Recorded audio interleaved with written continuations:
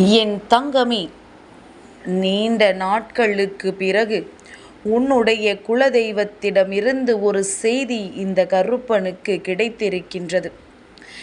என் பிள்ளையே, உன்னுடைய குலதெய்வம் உன் இல்லத்தில் இருக்கின்ற சிலரின் மீது மனக்கசப்பில் வந்திருக்கின்றார்கள். ஒருவேளை உன்னுடைய குலதெய்வம் இந்த கருப்பன் நானாக இருக்கும் பட்சத்தில் அப்பனும் இதே மனவேதனையில்தான் இருக்கின்றேன். என்னவென்று என் பிள்ளை நீ கேட்டு தெரிந்து கொள். எப்பொழுதுமே குலதெய்வத்திற்கு சில விஷயங்களை நாம் செய்து கொண்டிருக்க வேண்டும். அவர்களின் மனதை குளிர வைக்க வேண்டும். அப்படி நாம் குளிர வைக்கும் பொழுது நம் வாழ்க்கையில் இருக்கின்ற சில பிரச்சனைகளுக்கு இவர்களிடத்திலிருந்து எளிதாக தீர்வு கிடைக்கும். இங்கே குடும்பத்திற்குள் சண்டைகளும் சச்சரவுகளும் எந்நேரமும் இல்லத்தில் நிம்மதி இல்லாமலும் இருந்து கொண்டிருக்குமானால் உன்னுடைய குலதெய்வம் எப்படி நிம்மதியாக இருக்க முடியும்? ஒரு குலத்தை மட்டுமே காக்கின்ற பொறுப்பை ஏற்றிருக்கின்றவர்கள் அங்கே பிரச்சனைகள் இருந்தால் இவர்களின் மனது என்ன வேதனைப்படும் என்று சற்று சிந்தித்து பார்க்க வேண்டும். இப்பொழுது அவர்கள் மனவேதனையில் வந்திருக்கின்றார்கள். அவர்களின் வேதனை என்னவென்று சொல்கின்றேன். அதை எப்படி உன்னால் தீர்த்து வைக்க முடியும் என்பதனையும் உன் அப்பன் இன்று உனக்கு சொல்கின்றேன். இந்த கருப்பன் சொல்கின்ற வாக்கை கேட்டு அதை நிச்சயமாக என் பிள்ளை நீ சரிபடுத்தி கொள்ள வேண்டும். இந்த வாழ்க்கையில் உனக்கு நடக்கின்ற சில விஷயங்களுக்கு பின்னால் இருக்கின்ற உண்மைகளையும் நீ தெரிந்து கொண்டு அதற்கு ஏற்றது போல நடந்து கொள்ள வேண்டும். எப்பொழுது எல்லாமோ இந்த வாழ்க்கை உனக்கு கஷ்டத்தை கொடுத்து விட்டதோ, எப்பொழுது எல்லாமோ இந்த வாழ்க்கை உன்னை வேதனைப்படுத்தி விட்டதோ, அந்த நேரத்தில் எல்லாம் நீ சிந்தித்து பார்த்தால் நிச்சயமாக உனக்கு ஒரு உண்மை புரிய வரும். எல்லா பிரச்சனைகளுக்கும் மத்தியில் இருக்கின்ற காரணங்கள் ஏதோ ஒரே ஒரு காரணமாகத்தான் இருக்கும். ஏதோ ஒரு பிரச்சனையை மையமாக கொண்டு தான் இத்தனை விஷயங்களும் உன் வாழ்க்கையில் நடந்திருக்கும். அப்படியானால் என் பிள்ளை இதையெல்லாம் நீ தெளிவாக தெரிந்து கொள்ள வேண்டுமல்லவா?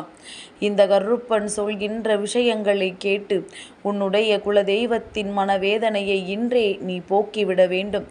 சில நல்ல நாட்களில் சில தெய்வங்கள் உன்னை தேடி வரும் பொழுது அதை நீ சரியாக பயன்படுத்திக்கொள். ஆடி கிருத்திகை நாளில் இந்த கருப்பன் உனக்கு இந்த வாக்கினை தருகின்றேன். உன்னுடைய இல்லத்தில் இருக்கின்ற சில பிரச்சனைகளை உனக்கு எடுத்துச் சொல்ல வந்திருக்கின்றேன். இதையெல்லாம் உனக்கு சரி செய்வதற்கான நேரத்தையும் இந்த கருப்பன் உருவாக்கி கொடுக்கின்றேன். நல்லது வாழ்க்கையில் நடக்க வேண்டும் எனும் பொழுது அதற்காக சில தியாகங்களையும் சில விஷயங்களை மறப்பதிலும் எந்த தவறும் கிடையாது. ஏனென்றால் யாருக்கும் எளிதாக வாழ்க்கையில் அவர்கள் நினைக்கின்ற விஷயங்கள் நடந்து விடாது. யாருக்கும் அவ்வளவு எளிதில் இதுவெல்லாம் கிடைத்து விடாது. ஆனால் என் பிள்ளை உனக்கு கிடைக்கின்றது. நீ செய்கின்ற தவறுகளையும் சரி, நீ செய்கின்ற சரியான விஷயங்களையும் சரி சுட்டி காட்டவும் பாராட்டவும் இந்த கருப்பன் நான் தயாராக இருக்கின்றேன். அதனால் செய்கின்ற விஷயங்களை சரியாக செய்தால் போதும். என் பிள்ளைக்கு எல்லாமும் மனநிறைவை கொடுக்கும் என்பதில் எந்த ஒரு மாற்று கருத்தும் கிடையாது. என் பிள்ளை சில நேரங்களில் மனமுடைந்து கதறி அழுகின்ற நேரங்களில் எல்லாம் இந்த வாழ்க்கையில் நீ படுகின்ற ஒவ்வொரு துன்பங்களுக்கும் நிச்சயமாக உனக்கு ஒரு தீர்வு கிடைக்கும். அந்த தீர்வினை என் பிள்ளை நீ சரியான நேரத்தில் பெற்றுக்கொள்ள வேண்டும் என்பதில் மட்டும் நீ கவனமாக இரு. உன் குலதெய்வம் உன் இல்லத்தில் நடந்து கொண்டிருக்கின்ற சில சண்டைகளும் சச்சரவுகளையும் கண்டு மனம் வேதனைப்படுகின்றார்கள். தவறு செய்தவர்கள் அங்கே உரக்க பேசுவதும் தவறை செய்யாத நீ அங்கே அடங்கி போவதுமாக இருக்கின்றது. பொய் அல்லவா அங்கே ஜெயித்து கொண்டிருக்கின்றது. அப்படியானால் என் பிள்ளை நீ சில விஷயங்களை இந்த வாழ்க்கையில் உடனடியாக மாற்றிக்கொள்ள வேண்டும். சில விஷயங்களை நீ உனக்கானதாக்கி இனிமேல் நல்லபடியாக இந்த வாழ்க்கையை வாழ வேண்டும். குலதெய்வத்தினுடைய உறுதுணை உனக்கு இருக்கின்றது. உன் குலதெய்வம் உனக்கு நல்ல ஒத்துழைப்பை கொடுக்க தயாராக இருக்கின்றது.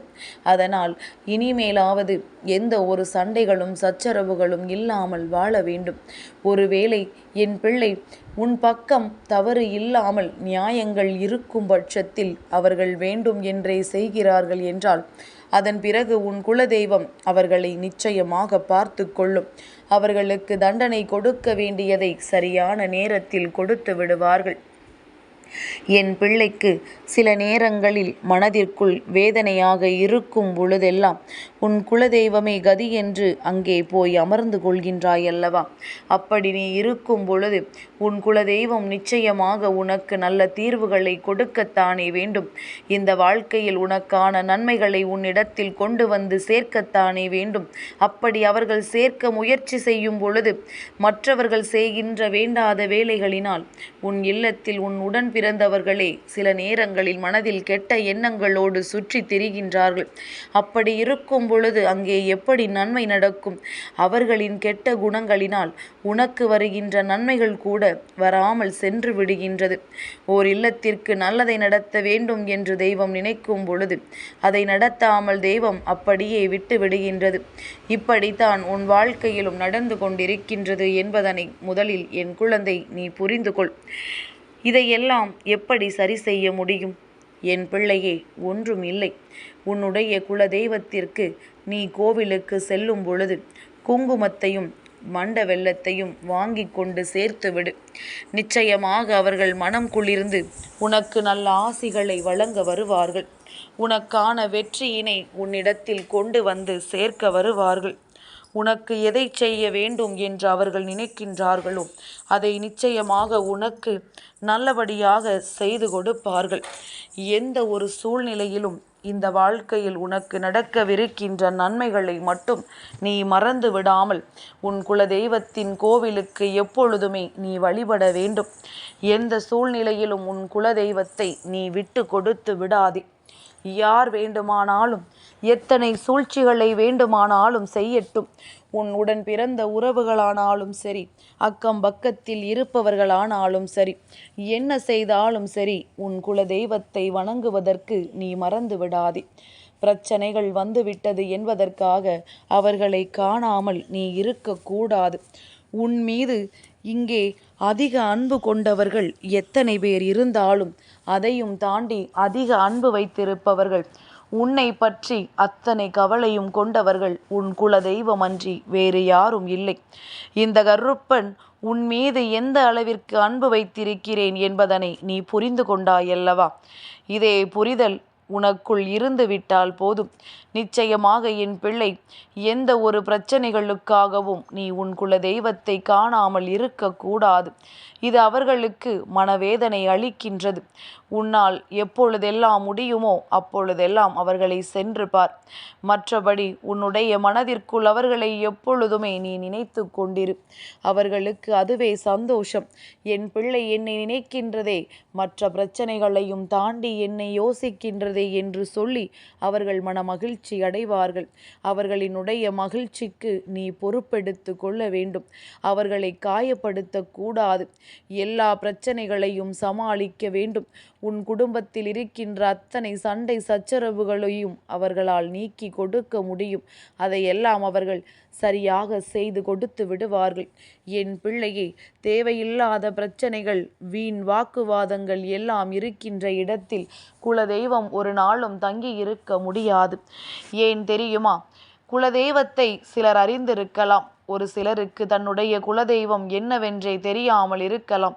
ஆனால் யாருக்கு குலதெய்வம் தெரியவில்லையோ அதை பற்றி கவலை கிடையாது. அவர்களை குலதெய்வத்திற்கு நன்றாக தெரியும். அதனால் எங்கிருந்தாலும் அவர்கள் உன்னை தேடி வந்து விடுவார்கள். உன் இல்லத்து நிலைவாசலில் வந்து வாசம் செய்து விடுவார்கள்.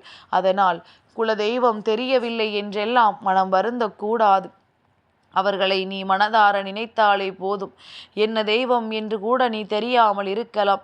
உன்னுடைய இஷ்ட தெய்வத்தின் பெயரை சொல்லி என் குலதெய்வமே என்று நீ வணங்கினாலே உன் குலதெய்வம் உனக்கு நல்ல ஆசிகளை வழங்கி விடுவார்கள். அதனால் என் பிள்ளையே, எந்த ஒரு சூழ்நிலையிலும் குலதெய்வம் தங்கி இருக்க வேண்டும் என்றால் அங்கே சண்டைகளும் சச்சரவுகளும் இல்லாமல் நல்ல அமைதியான சூழ்நிலையோடு இருக்க வேண்டும். நிச்சயமாக என்றும் உனக்கு உன் குலதெய்வம் நல்ல ஆசிகளை வழங்குவார்கள் என்பதில் எந்த ஒரு மாற்று கருத்தும் கிடையாது. கருப்பன் என்ன சொல்ல வந்தேன் என்பதை நீ புரிந்து கொண்டிருப்பாய் என்று நம்புகின்றேன். என் தங்கமே, இந்த கருப்பனின் ஆசீர்வாதங்கள் என்றென்றைக்கும் உனக்கு முழுமையாக கிடைக்கும்.